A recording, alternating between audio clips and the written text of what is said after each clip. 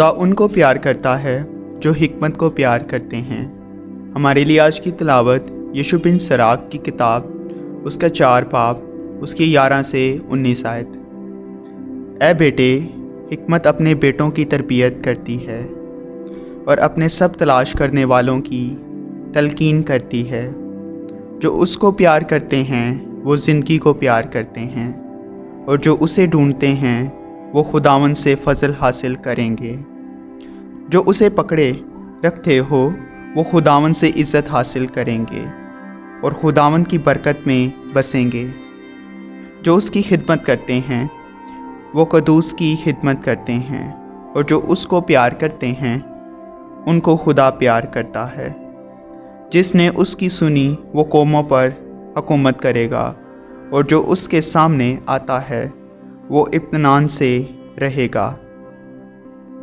अगर वो उस पर भरोसा करे तो उसका वारिस होगा, और उसकी नस्ल दिलजमी से रहेगी, क्योंकि वो उसके साथ अजीब तौर से चलती है और शुरू में उसको आजमा लेती है, और उस पर खौफ और रग़ब डालती है और अपनी तादीब से उसका इम्तिहान करती है, जब तक कि उसको अपने साथ पाबंद ना कर ले और अपने अहकाम में उसको आजमा ना ले।